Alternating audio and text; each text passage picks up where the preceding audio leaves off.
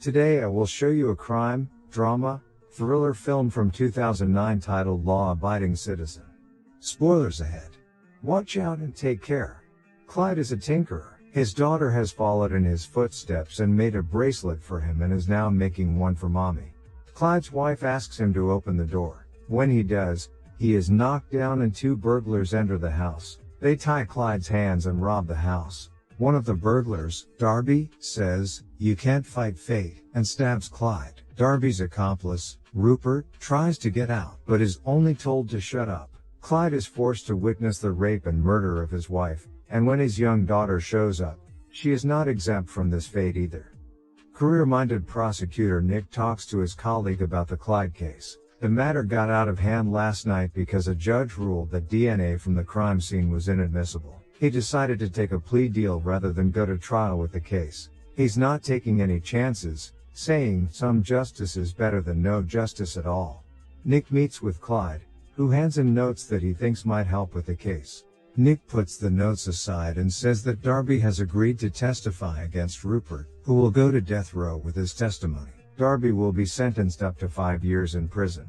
Clyde, already emotionally scarred, is in disbelief. He begs Nick not to take the deal, but it's already been decided. That's how the justice system works. It's not about what you know, it's about what you can prove. Nick says it's a win for them, as if spitting in Clyde's face. In the courtroom, the whole incident was staged as if Rupert was the main culprit.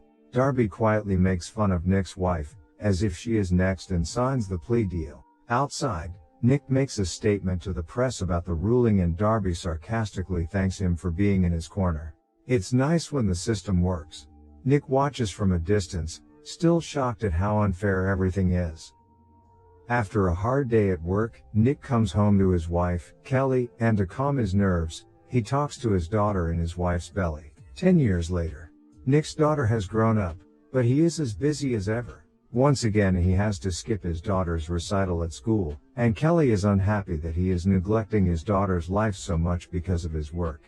Today is the day Rupert is to be executed by lethal injection, and Nick is present with his coworker Sarah. He witnesses the execution instead of his daughter's recital. Rupert's last words are that he wasn't the one responsible for the death of Clyde's family. That doesn't sit well with Sarah and Nick.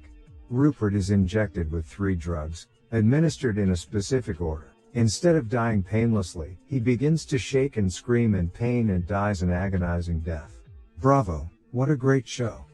The warden explains that they are not responsible for the man's agony. It has never happened before. A policeman arrives and hands the prosecutors a bottle with the phrase "Can't fight fate" written on it. Nick recognizes this phrase, and the police look into Darby and find his whereabouts. At Darby's, who is sniffing flour, he receives a call. The voice is muffled and tells everything there is to know about him. Darby becomes paranoid.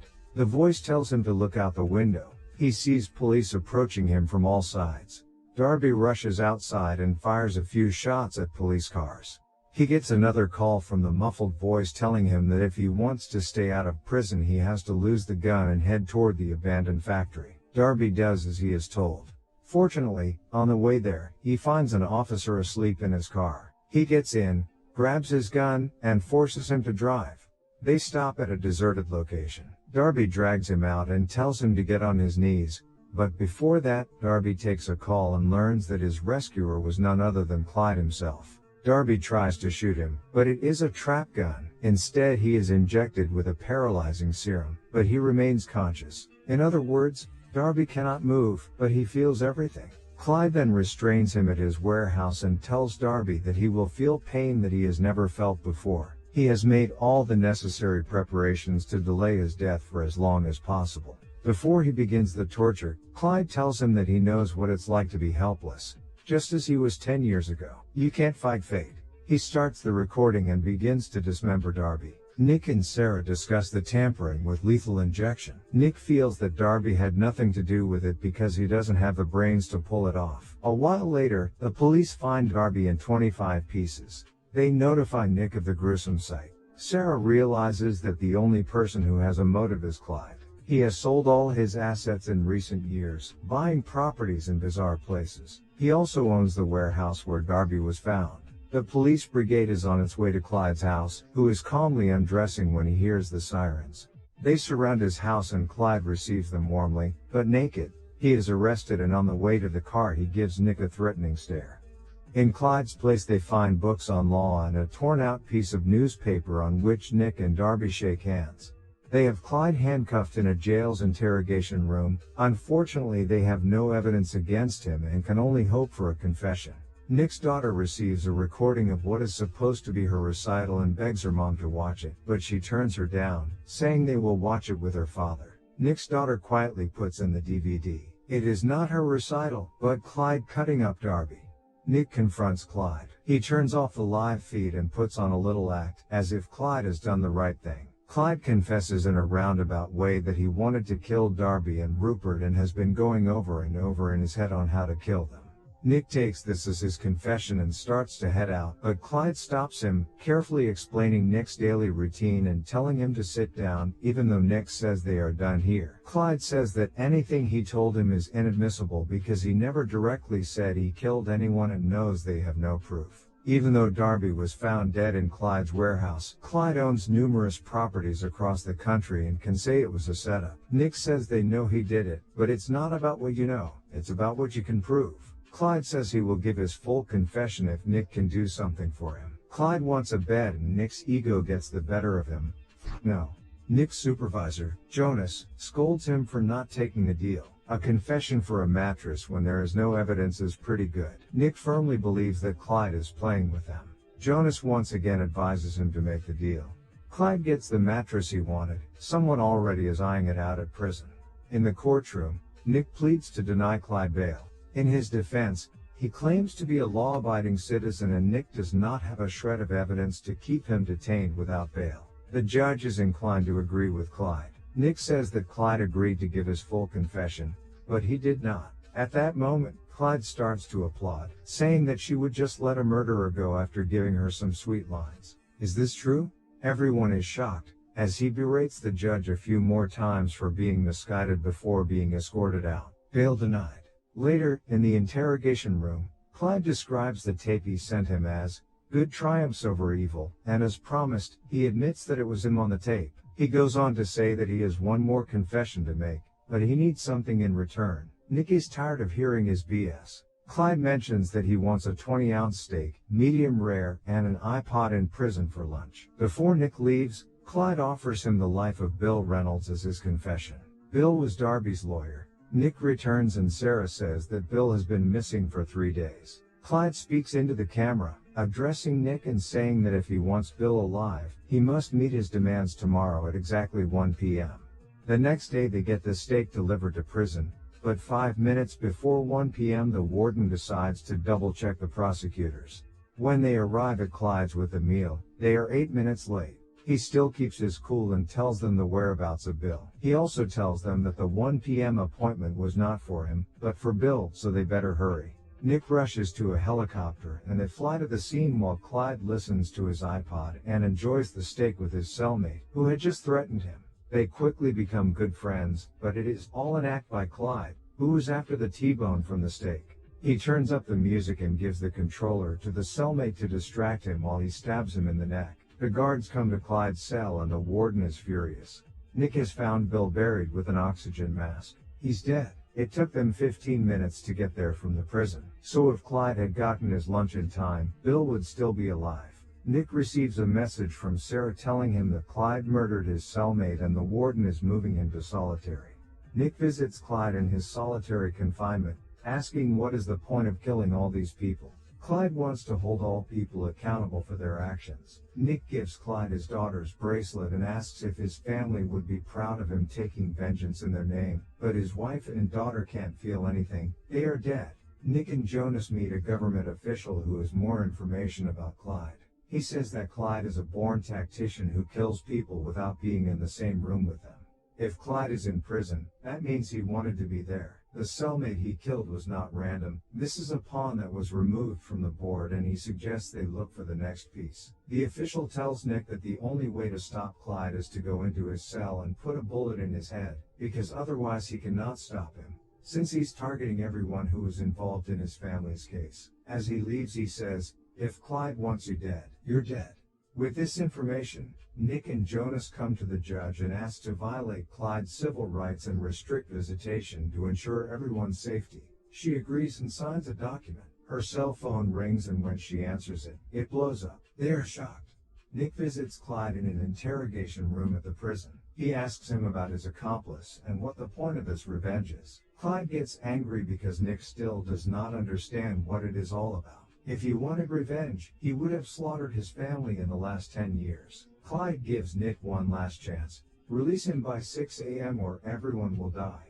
Clyde is escorted to a maximum solitary by a number of guards. Nick and Sarah meet at a prison where they go through documents to find any clues on who is helping Clyde from the outside. But without luck, Sarah starts to doubt if their decision to take the deal with Derby at the time was right. Nick assures her it was. The DA staff stays until 6 a.m. Then Nick sends everyone home to rest. When Sarah starts her car, the bombs attached to the cars explode, killing everyone, including Sarah. Since Clyde is still in prison, Nick is sure someone is helping him. 6 officers have been killed. Nick and Jonas meet the mayor, who could not imagine how one arrested man can do so much damage. She appoints the 2 security guards. Nick sends his family to a safe place and calls it a vacation. No credit cards or cell phones, nothing that could give away their location. When Nick comes back inside, he notices the framed newspaper article, which means someone has been in his house. Back at the prison, Clyde is let out for a walk and is greeted by Nick and the detective. Out of anger, Nick beats Clyde, who only says that it's good that he's angry, he's just warming up. The detective pulls a gun, but Nick stops him. Clyde says that what Nick is going to witness will be biblical. At Sarah's funeral, Jones thinks they brought this on themselves, but Nick still believes they did the right thing, but is beginning to doubt himself. As they drive away, a man in black clothing is controlling a military drone armed with a machine gun, a EMP and rocket launcher. He disables the cars and they come to a stop. Jonas' car is riddled with anti-tank rounds, and to make sure Jonas is done for, he blows up the car. The mayor cannot believe Nick let this go on for so long. She wants to fire him, but to reduce media pressure on her, she appoints him as the new district attorney. The mayor of Philadelphia has issued an emergency order to lock down the entire city. No one is allowed to move unrestricted in the city. Nick receives an email from Sarah's contact. It's about real estate that Clyde bought. He finds all the properties sold in Philadelphia in the last 10 years and compares the amounts. Nick finds out that Clyde owns a small garage, not far from the prison. He and the detective meet to check out the garage. They find a hole in the floor. It is a tunnel that Clyde dug that goes directly under the prison. Clyde made an entrance into every single cell. That's why he killed his cellmate. That was his plan all along. The detective checks Clyde's cell, but he's not there. Disguised as a janitor, Clyde gets past security and into City Hall through a light check. The detective and Nick find that Clyde has cameras everywhere, even in Nick's house, and a quote from von Clausewitz about the center of gravity. In this case, City Hall. Clyde plants napalm bomb to kill Mayor, who will soon hold a security meeting. Nick and the detective arrive soon after. As a precaution, they must proceed quietly so as not to alert Clyde that they are onto him. They notice Clyde's cart on the 5th floor, just below the conference room. They find a suitcase, which they suspect is the bomb. The bomb squad man opens the suitcase and says the bomb is activated by cell phone and could go off at any moment. Some agents assigned to monitor Clyde's warehouse notice him pull up and notify Nick. Clyde goes to his equipment in the tunnel and watches as the meeting begins. He grabs his cell phone and climbs to his cell. In his cell, Clyde is startled by Nick. He has a gun and asks Clyde to do the right thing, giving him a way out. Clyde asks if he is here to make one last deal. Nick says he's finally learned what Clyde has been trying to tell him all along. I do not make deals with murderers. Nick tells him not to do it, that it's a decision he'll have to live with for the rest of his life. Clyde says he's sorry and calls the number. Nick leaves and says that by the rest of his life he meant about 25 seconds as the detective locks his tunnel door. Nick has placed the suitcase with the bomb under Clyde's bed.